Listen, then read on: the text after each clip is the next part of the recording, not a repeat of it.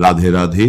ज्येष्ठ मास के कृष्ण पक्ष की वह तिथि जिसे शास्त्रों ने केवल एक व्रत नहीं बल्कि जीवन के अंधकार को चीर देने वाली एक दिव्य शक्ति कहा है, वही अपरा एकादशी आज आपके जीवन के द्वार पर खड़ी है। यह कोई साधारण अवसर नहीं है, यह वह क्षण है जब वर्षों से चले आ रहे दुख, अदृश्य बाधाएं, आर्थिक तंगी, मानसिक अशांति सब कुछ जड़ से समाप्त होने की स्थिति में आ जाता है यदि इसे सही समझ और सही विधि से किया जाए। आज जो बात कही जाएगी वह केवल जानकारी नहीं है, यह एक ऐसा मार्ग है जिसे यदि आपने इस बार पकड़ लिया तो आपके जीवन की दिशा बदल सकती है। अपरा एकादशी नाम ही अपने आप में रहस्य समेटे हुए है। अपरा अर्थात अपार, जिसकी कोई सीमा नहीं। और जब पुण्य की कोई सीमा न रहे, जब कृपा की कोई सीमा न रहे, तब जीवन में अभाव कैसे रह सकता है। लेकिन यही सबसे बड़ी भूल हो जाती है। लोग व्रत तो करते हैं पर सही तिथि को लेकर भ्रम में पड़ जाते हैं। कोई कहता है आज रखो, कोई कहता है कल रखो। पंचांगों का अंतर, सूर्योदय की गणना, तिथियों का आगे पीछे होना, यह सब मिलकर मन में संशय पैदा कर देते हैं। और यही संशय, वही एक छोटी सी गलती पूरे व्रत के प्रभाव को कमजोर कर देती है। इसलिए आज यह जानना अत्यंत आवश्यक है।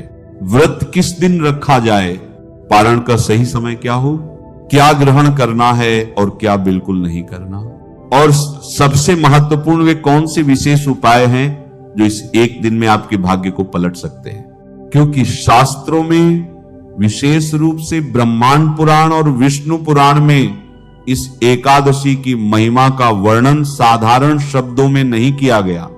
इसे एक ऐसी तिथि बताया गया है जो जन्म जन्मांतर के पापों को नष्ट करने की क्षमता रखती है। सोचिए, जो बोझ आप वर्षों से ढो रहे हैं, जो रुकावटें बार बार आपके रास्ते में खड़ी हो जाती हैं, अगर वही सब एक दिन में समाप्त होने लगे तो जीवन कैसा हो जाएगा। यही कारण है कि अपरा एकादशी को केवल व्रत नहीं बल्कि एक अवसर माना गया है। भाग्य को बदलने का अवसर, कर्मों को शुद्ध करने का अवसर और उस कृपा को पाने का अवसर जो सामान्य दिनों में सहज उपलब्ध नहीं होती। और जब इस दिन श्रद्धा के साथ सही विधि अपनाई जाती है तब कहा गया है कि भगवान श्री हरि विष्णु की कृपा और माता लक्ष्मी की अनुकंपा स्वयं उस व्यक्ति के जीवन में प्रवेश करती है।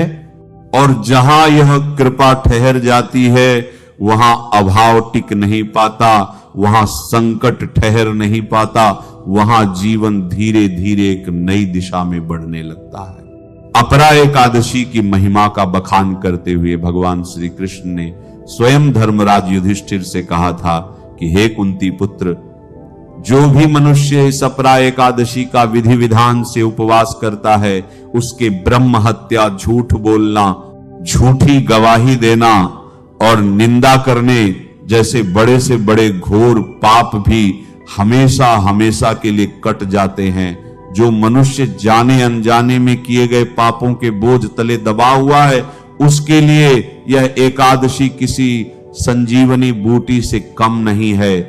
शास्त्रों में स्पष्ट रूप से उल्लेख मिलता है कि कार्तिक मास में पुष्कर तीर्थ में स्नान करने से, मकर संक्रांति पर प्रयागराज के त्रिवेणी संगम में स्नान करने से या सूर्य ग्रहण के समय कुरुक्षेत्र में दान पुण्य करने से जितना असीम और अनंत पुण्य की प्राप्ति होती है, वह सारा का सारा पुण्य एक सच्चे भक्त को केवल इस एक अपरा एकादशी का निष्ठा पूर्वक व्रत करने मात्र से बहुत ही सहजता से मिल जाता है। यह एकादशी मनुष्य को शारीरिक, मानसिक और आध्यात्मिक रूप से अत्यंत शुद्ध कर देती है और मृत्यु के पश्चात सीधा बैकुंठ धाम का मार्ग प्रशस्त करती है। एकादशी का व्रत एक बहुत बड़ी तपस्या है और इस तपस्या के कुछ कड़े नियम होते हैं जिनका पालन करना हर व्रत करने वाले और व्रत न करने वाले मनुष्य के लिए भी अत्यंत आवश्यक बताया गया है।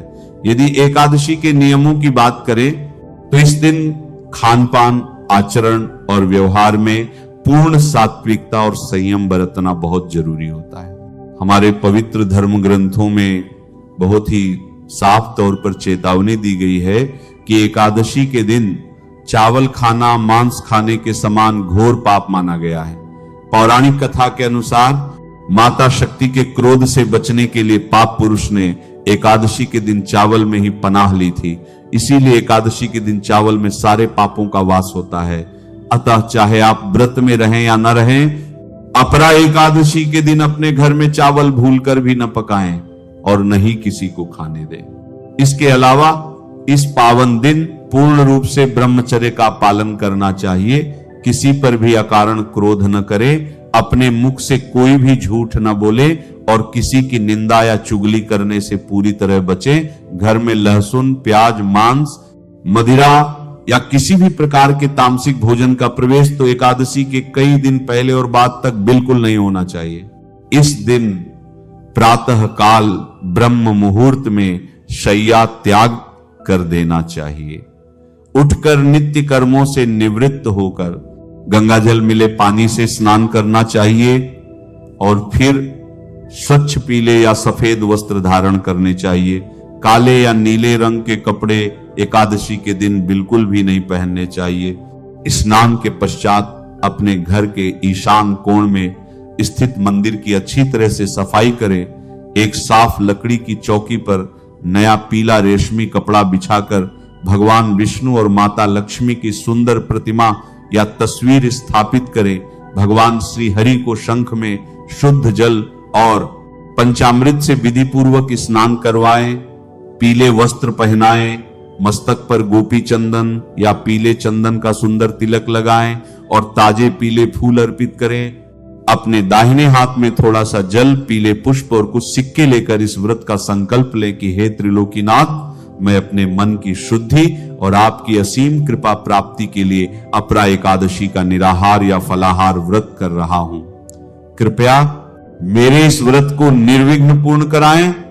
इसके बाद भगवान को तुफल, विशेषकर पीले फल जैसे केला, पपीता और शुद्ध देसी घी से बनी मिठाई का भोग लगाएं।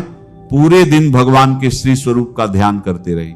अपरा एकादशी की व्रत कथा सुने बिना या पढ़े बिना यह महाव्रत कभी पूर्ण नहीं माना जाता है।